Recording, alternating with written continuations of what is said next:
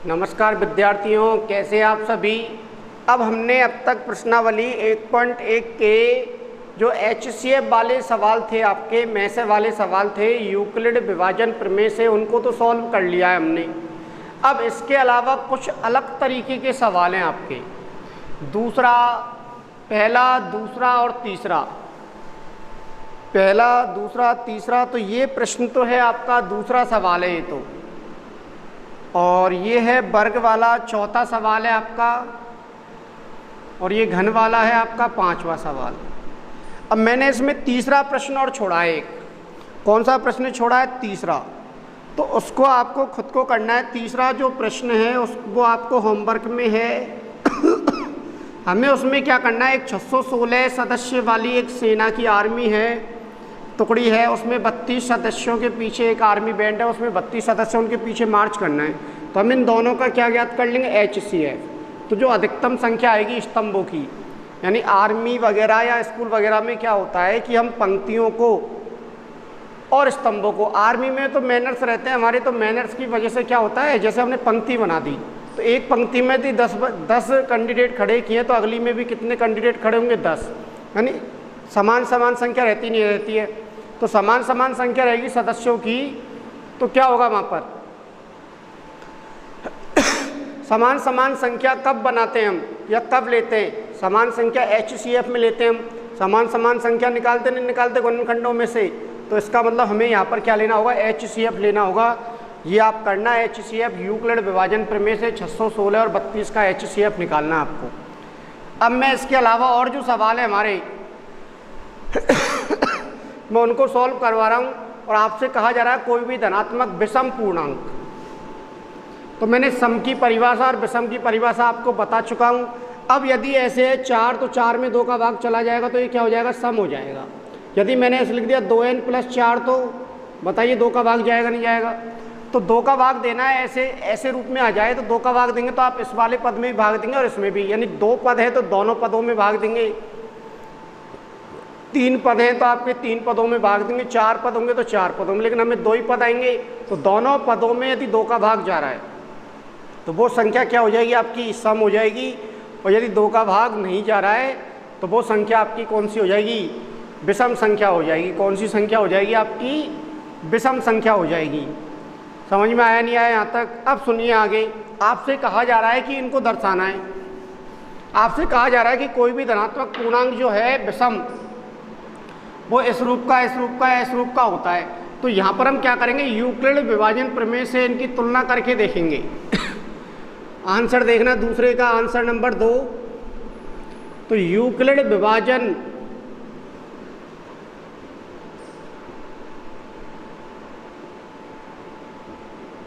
प्रमेय A = BQ + R से तुलना करने पर कंपेयर करेंगे तो आपको क्या दिखेगा? यहाँ पर A बराबर, तो बराबर में तो ये है, ये वाला भाग दिख रहा है, देखो ये। तो यहाँ पर क्या दिख रहा है? Q के बगल में कितना दिख रहा है? 6। तो Q के बगल में कितना है यहाँ पर? B। तो इसका मतलब B का मान कितना हो जाएगा? आपका 6 हो जाएगा। तो B बराबर आ जाएगा आपका 6। अब B आपका होता है भाजक। B क्या होता है? भाजक। तो बताइए शेषफल क्या क्या हो सकते हैं? शेषफल के मान क्या क्या हो सकते हैं? शेषफल R के मान क्या क्या हो सकते हैं? बताइए। शेषफल R बराबर क्या क्या हो सकता है आपका? तो 0 हो सकता है, माइनस का तो होगा ही नहीं। 1 हो सकता है, 2 हो सकता है, 3 हो सकता है, 4 हो सकता है, 5 हो सकता है। क्या 6 होगा? शेषफल का मान 6 होगा क्या? अरे भाजक का मान जब 6 है तो 6 से बड़ा तो आएगा ही नहीं ना, 6 के बराबर आएगा, 6 से छोटा आएगा। लेकिन 6 से छोटा क्या आएगा? 5, 4, 3, 2, 1, और 0 भी आ सकता है। माइनस का आएगा क्या? नहीं आएगा। तो R के मान हो गए। अब हमें क्या करना है? कुछ भी नहीं करना। B का मान रख देंगे यहाँ, और एक बार 0 रख देंगे R के स्थान पे, एक बार R के स्थान पे 1 रख देंगे, एक बार 2 रख देंगे, एक बार 3 रख देंगे, एक बार 4 रख देंगे, एक बार 5 रख देंगे। एक बार 0, एक बार 1, एक बार 2, एक बार 3, एक बार 4, एक बार 5। R के स्थान पर तो ये मान आ जाएंगे। और B का मान हर बार क्या रहेगा? 6 रहेगा, तो फिक्स रहेगा। तो आप क्या करेंगे? यहाँ से ये समीकरण नंबर आप कितना लिख सकते हैं? 1 लिख सकते हैं यहाँ पर। तो समीकरण 1 में या आप ऐसे भी लिख सकते हैं, समीकरण नहीं लिखना चाहते सपोज करो तो आप लिख देंगे यूक्लिड विभाजन प्रमेय में, या आप ऐसे लिख सकते हैं a बराबर बी क्यू प्लस आर में b तथा r के मान रखने पर। तो रखिए बेटा, a बराबर b का मान 6, q का मान q रहेगा और r का मान कितना है 0। ये समीकरण कितना बन जाएगा 1। ऐसी अगली बार रखिए तो b का मान 6, r का मान 1, फिर और रखिए तो 6q प्लस कितना आएगा 2, फिर और रखिए 6q प्लस कितना आएगा 3, क्यों b का मान तो सेम चल रहा है, r का मान 0 1 2 3 रख दिया, फिर और रखिए 4 रख देंगे और फिर कितना रख देंगे 5 रख देंगे। ये समीकरण कितना हो जाएगा आपका 6। समीकरण बन गए ऐसे। अब आप क्या देखेंगे, इन सभी समीकरणों में भाग देकर देखेंगे। तो समीकरण 1 में भाग देंगे 2 का, तो 6 में भाग जाएगा नहीं जाएगा, चला जाएगा। 0 में 2 का भाग जाएगा नहीं जाएगा, चला जाएगा। तो ये तो हो जाएगा आपका सम। इसमें देखिए यहाँ चला जाएगा, यहाँ नहीं जा रहा है, एक जगह 2 का भाग जा रहा है और दूसरी जगह नहीं जा रहा है, तो ऐसी स्थिति में हम उसको क्या कहेंगे, विषम कहेंगे। तो यहाँ क्या लिख देंगे, समीकरण 2, 3, 5 में 2, 4, 2 कौन सा 4, 6 में 2, 4, 6 में देखना दोबारा से, 2 में 4 में और 6 में 2 का पूरा भाग नहीं जा रहा, 2 का पूरा भाग नहीं जा रहा है। अतः ये कैसे पूर्णांक हो जाएंगे, ये विषम पूर्णांक है। अतः किसी धनात्मक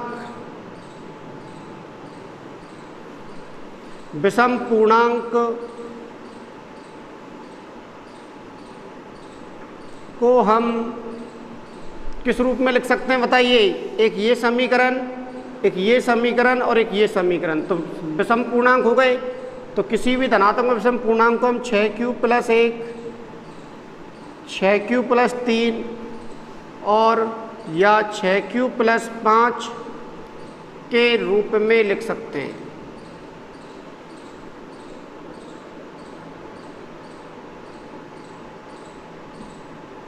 आया नहीं आया समझ में? मैं बोल रहा हूँ किसी भी विषम पूर्णांक ये दिख गए आपको, तो विषम पूर्णांकों को हम ऐसे लिख सकते नहीं सकते, बस यही सवाल है। यदि सम आ जाता तो सम के लिए क्या था, 6q प्लस 2 और 6q प्लस 4। सेम यही रहेगा आपके उदाहरणों में भी सवाल है, आप उनको करके देखना सम वाले सवालों को। इसके बाद हम बढ़ते हैं आगे अगले सवाल पर। ये दूसरे सवाल का आंसर हो गया। इसके बाद देखिए हम करते हैं कौन सा सवाल, दूसरा प्रश्न। और दूसरे प्रश्न में अब हमसे कहा जा रहा है वर्ग के लिए। किसके लिए कहा जा रहा है, वर्ग के लिए कहा जा रहा है। किसके लिए कहा जा रहा है बच्चों, वर्ग के लिए कहा जा रहा है। तो काम वही करना है हमें, क्या करना है, काम तो हमें वही करना है, लेकिन अब हमें वर्ग भी करना पड़ेगा।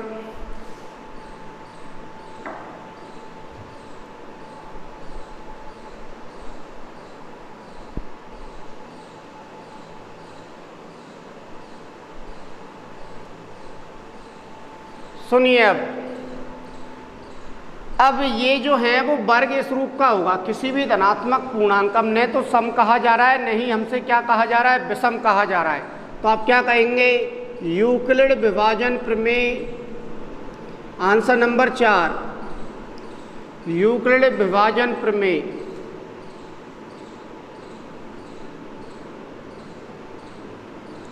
a बराबर बी क्यू प्लस आर से तुलना करिए आप।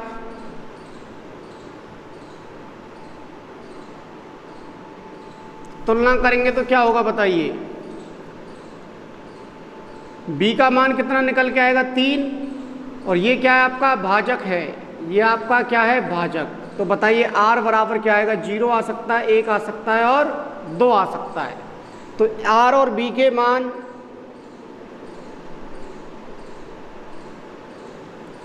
यूक्लिड विभाजन प्रमेय में के मान यूक्लिड विभाजन प्रमेय भी लिख सकते हैं, या ए बराबर बी क्यू प्लस आर में रखने पर।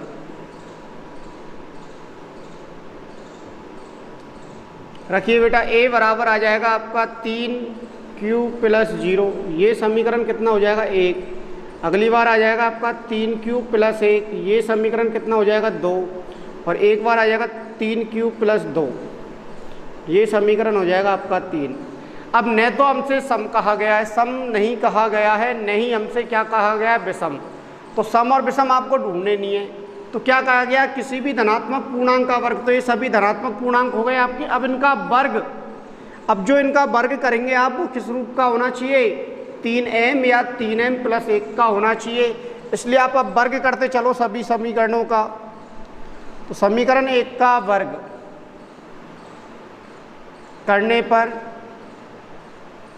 तो वर्ग करेंगे तो a का स्क्वायर हो जाएगा इधर, तो और इधर क्या हो जाएगा 3q का स्क्वायर। 3q के स्क्वायर को आप क्या लिख देंगे, 9q का स्क्वायर, और 9q स्क्वायर आ रहा है, लेकिन चाहिए क्या 3m चाहिए। तो संख्या देखिए इसमें संख्या क्या दिख रही है, तो संख्या दिख रही है 3। तो 9 को आप कैसे लिख सकते हैं, 3 गुणा 3q का स्क्वायर। अब 3 आ गया तो ये क्या आ जाएगा हमारा m हो जाएगा। इसको आप क्या लिख देंगे m, यहाँ लिख देंगे, जहाँ m जो है वो 3q स्क्वायर है। अब आप सोच रहे होंगे सर आपने इसको m क्यों मान लिया, क्योंकि हमें यहाँ पर इस वाले ऐसा रूप नहीं चाहिए, हमें क्या चाहिए 3m का रूप चाहिए। 3m का मतलब क्या होता है,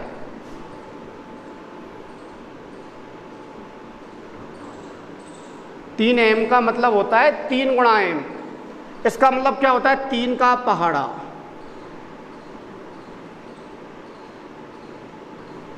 तीन का पहाड़ा होता है नहीं होता है। अब मैं ये कह रहा हूँ 3 गुणा 3q स्क्वायर। अब बताइए ये भी क्या होगा, 3 का पहाड़ा होगा नहीं होगा। अरे 3 के गुणा में कुछ भी लिखा हुआ है तो वो 3 का पहाड़ा ही तो बनाएगा, 3 के पहाड़े में आएगा नहीं आएगा। मैंने यहाँ 10 लिख दिया, सब कुछ करो। या q का मान मैंने लिया 1, तो 1 का स्क्वायर करेंगे 1, 1 को 3 से गुणा करेंगे 3, और 3 गुणा 3 करेंगे 9 आएगा। तो 3 का पहाड़ा बनेगा नहीं बनेगा तब भी। मैंने q का मान लिया 2, तो 2 का स्क्वायर करिए आप 4, 4 को 3 से गुणा किए 12, 12 गुणा 3 करिए तो 36। तो बताइए 3 के पहाड़े में आएगी नहीं आएगी 36। तो आगे बढ़ते जाएंगे तो आएगा। तो इसलिए ये दोनों जो हैं 3q स्क्वायर को हम m भी लिख सकते हैं, क्योंकि ये भी 3 का पहाड़ा है और ये भी क्या है 3 का पहाड़ा है। तो कोई फ़र्क पड़ेगा क्या, नहीं पड़ना चाहिए।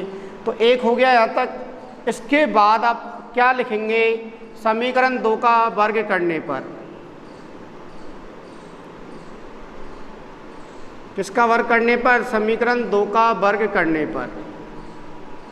तो समीकरण 2 का वर्ग करेंगे तो क्या आ जाएगा, a का स्क्वायर बराबर, यहाँ क्या आएगा 3q प्लस 1 का स्क्वायर। यहाँ खोलिए बेटा इसको, तो क्या लिखेंगे आप 3q का स्क्वायर प्लस 2 गुणा 3q गुणा 1 प्लस 1 का स्क्वायर। आगे बढ़िए और 3 का स्क्वायर करेंगे तो आएगा 9, q का करेंगे तो q स्क्वायर प्लस 3 गुणा 2 करिए 6q प्लस 1। अब आप देखेंगे प्लस 1 किस में आ रहा है, इसमें आ रहा है, तो प्लस 1 तो आपने अलग रख लिया। और क्या आ रहा है, 3 आ रहा है, तो 3 कॉमन निकालिए आप इसमें से। तो आपने 3 कॉमन निकाल लिया, क्यों, इन दोनों में से 3 कॉमन आ रहा है नहीं आ रहा, क्यों, क्योंकि हमें 3 चाहिए नहीं चाहिए, तो 3 कॉमन ले लिया आपने। तो 3 कॉमन लिया है तो क्या हो जाएगा, ये 3 बच जाएगा, तो 3q स्क्वायर हो जाएगा प्लस कितना हो जाएगा 2q, और प्लस कितना हो जाएगा 1। अब मैं इसको क्या मान रहा हूँ, m मान रहा हूँ, तो m मान लिया प्लस 1। तो जहाँ m या यहाँ m बराबर क्या आ जाएगा आपका 3q स्क्वायर प्लस 2q आ जाएगा।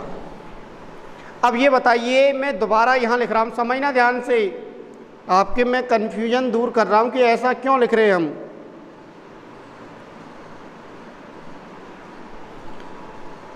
सुनना ध्यान से, ये आप मैंने इसको ऐसे लिख दिया है 3m, तो ये क्या है 3 का पहाड़ा है या नहीं, ये बताइए।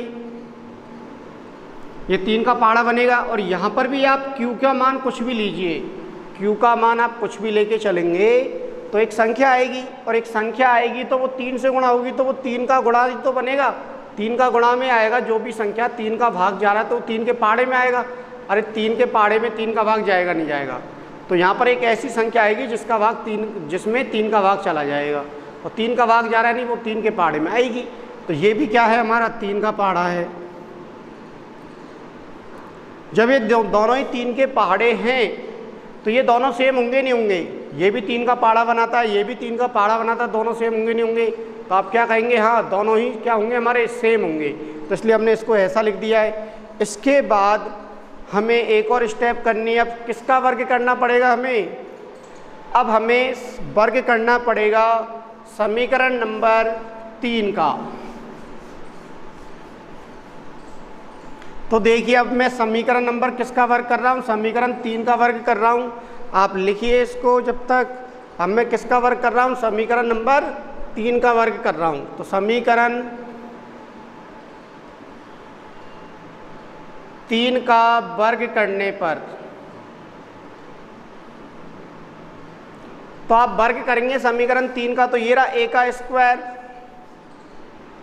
बराबर क्या हो जाएगा 3q प्लस 2 का स्क्वायर। सरल करेंगे आप इसको तो 3q का भी स्क्वायर हो जाएगा प्लस 2 गुणा हो जाएगा 3q गुणा 2 हो जाएगा प्लस क्या हो जाएगा 2 का स्क्वायर हो जाएगा। यहाँ जो समीकरण बन रही है वो ये वाली बन रही है, इस बात का ध्यान रखना। a प्लस बी का होल स्क्वायर होता है a का square plus 2ab plus b का स्क्वायर होता है। तो ये वाली समीकरण यहाँ बनी, यही समीकरण आपकी यहाँ बन रही है। तो a का स्क्वायर प्लस 2 गुणा ab प्लस b का स्क्वायर, इसको सरल करिए अब आप। तो यह आएगा 9q स्क्वायर, क्योंकि 3 का भी वर्ग होगा 9q का करेंगे q स्क्वायर, 2 को 3 से गुणा करिए 6 और 6 को 2 से गुणा किए 12, तो 12q, और 2 का वर्ग करेंगे तो कितना आ जाएगा आपका 4। अब लेकिन यहाँ पर 4 तो है नहीं है, लास्ट में है क्या, तो क्या दिख रहा है 1 दिख रहा है। तो 1 दिख रहा है तो 4 को आप कैसे तोड़ सकते हैं, 4 को आप कैसे तोड़ सकते हैं बताइए। तो 4 को आप तोड़ सकते हैं 3 प्लस 1, तो 1 तो आप अलग ही कर लेंगे, और इन सभी में से क्या कॉमन आ जाएगा बताइए, 3 कॉमन आएगा नहीं आएगा, तो 3 कॉमन ले लिया तो 3q स्क्वायर बचेगा, 3 कॉमन ले लिया तो 4q बचेगा, और 3 कॉमन ले लिया 1 बच जाएगा प्लस 1। अब इस पूरे को मैं क्या लिख रहा हूँ, m लिख सकता हूँ, तो मैंने m लिख दिया प्लस 1।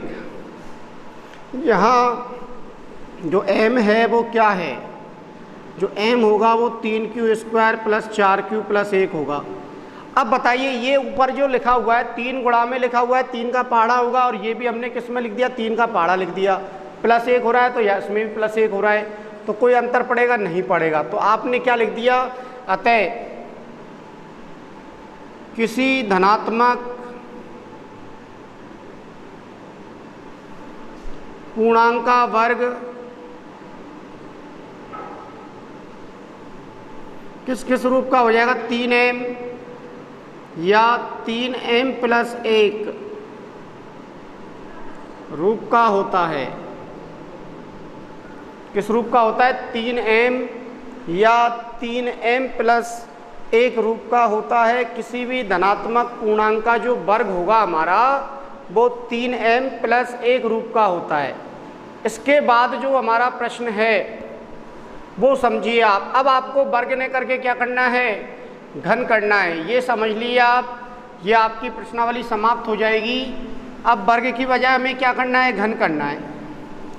अब आपके पास, लेकिन आप घन कर लेंगे कोई दिक्कत नहीं है, लेकिन यहाँ पर आपको थोड़ी सी समस्याएं आएंगी, और वो समस्याएं क्या आएंगी वो समझिए आप। सुनना, 9 है तो यहाँ पर आप देखेंगे a बराबर BQ प्लस R से तुलना करेंगे आप,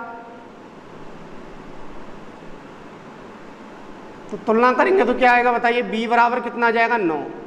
तो R के मान क्या क्या देखेंगे, 1 2 3 4 5 6 7 8। तो क्या आप इन सभी का घन करेंगे क्या, अरे समीकरण 1 2 3 4 5 6 8 समीकरण 9 समीकरण बनेंगे आपके पास, और आपको क्या दे रखा है इसमें घन, तो सभी का घन करेंगे तो समय कितना लगेगा, बहुत ज़्यादा, तो बहुत ज़्यादा लगेगा। इसलिए आपको क्या सोचना है यहाँ पर, आप यहाँ से b का मान 9 नहीं लेंगे, b का मान क्या नहीं लेंगे, 9 नहीं लेंगे, तो आप क्या लेंगे फिर, तो 9 में किन किन संख्याओं का भाग जा सकता है, तो 1 का भाग जा सकता है, 3 का जा सकता है, 9 का जा सकता है, तो 9 तो आपको लेना ही नहीं है, और आपको 1 भी कभी नहीं लेना होता, तो क्या लेना पड़ेगा फिर आपको, 3। तो इसलिए आप b बराबर कितना ले लेंगे, यहाँ पर 3 ले लेंगे। तो b बराबर 3 लिया तो आपका r बराबर क्या हो जाएगा, 0 हो जाएगा, 1 हो जाएगा, 2 हो जाएगा। अब आप क्या कर देंगे, b व r के मान किस में रख देंगे, a बराबर बी क्यू प्लस आर में रख देंगे।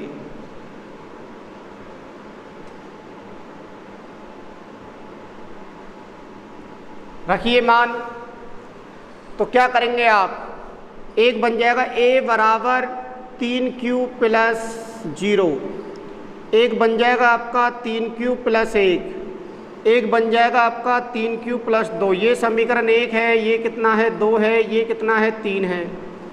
अब आप क्या करेंगे, घन के लिए कह रहा है तो घन करते चलिए, तो समीकरण 1 का घन करो, करेंगे तो 1 की घात 3 बराबर आ जाएगा 3q की घात 3, और इसको आप तोड़ेंगे तो 3 की घात 3 का मान कितना होता है, 27, और q की घात 3। अब 27 को तोड़िए, आप 3 दिख रहा है, 9 दिख रहा है, तो 9 के रूप में तोड़ना है, तो 9 गुणा 3 q की घात 3, और इसको आप क्या मान लेंगे बताइए, m मान लेंगे। अभी जैसे किया था सेम ऐसे ही चलेगा अब हमारा, तो m बराबर क्या है यहाँ पर, 3q की घात 3 है। ये 9 का पहाड़ा है, तो ये भी ऊपर किसका पहाड़ा है, 9 का पहाड़ा है, ये लिख दिया। फिर समीकरण किसका घन कर देंगे आप, 2 का घन कर देंगे,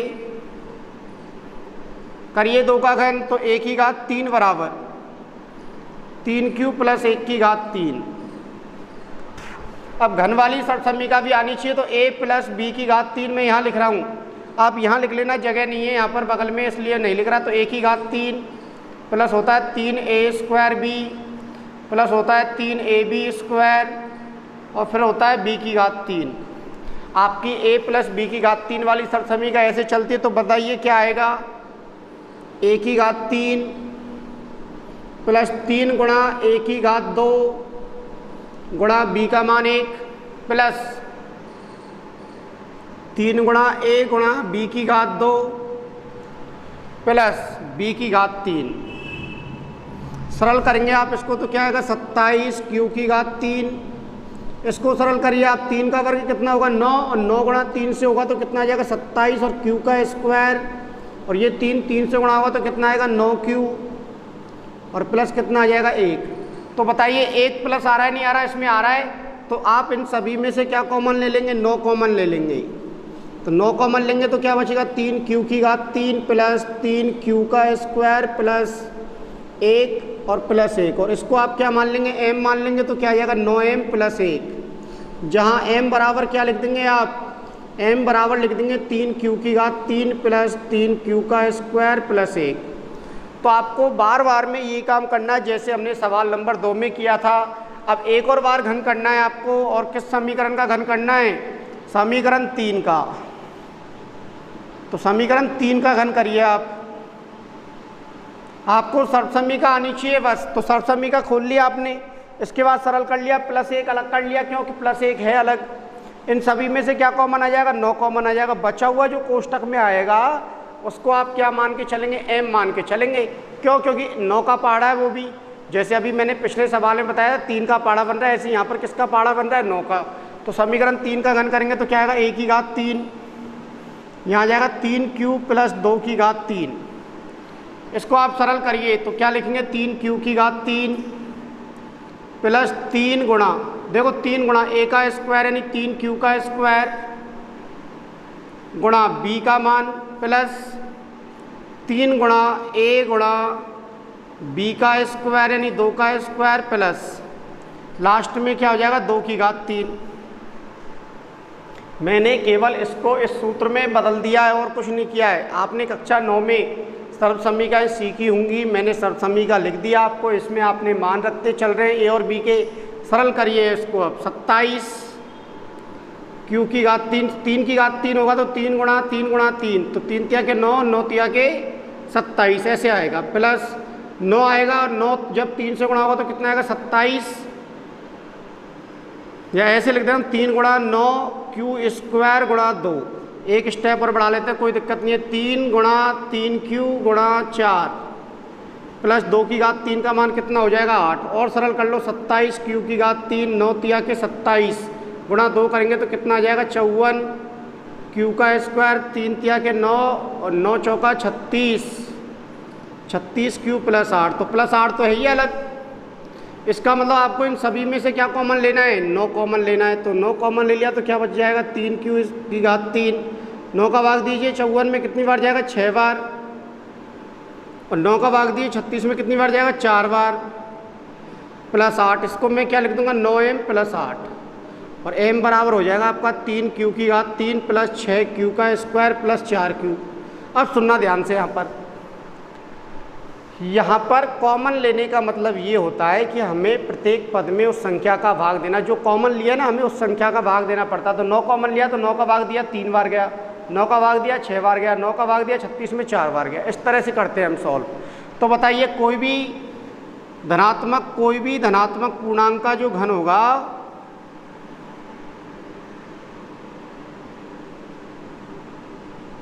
क्या होगा 9m होगा, या क्या होगा 9m प्लस 1 होगा, या फिर क्या होगा 9m प्लस 8 रूप का होगा नहीं होगा। तो आप पूरी भाषा लिख देंगे 9m प्लस 1 9m प्लस 8 रूप का होता है।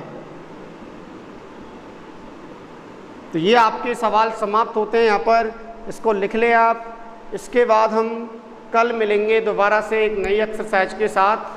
अब हमने प्रश्नावली 1.1 भी समाप्त कर ली है। मैंने आपको इसमें होमवर्क में एक प्रश्न दिया है, उसको आपको स्वयं को सॉल्व करना है। उसमें क्या ज्ञात करना है, HCF ज्ञात करना है आपको। बस आज के लिए इतना ही, कल दोबारा मिलेंगे एक नई वीडियो के साथ।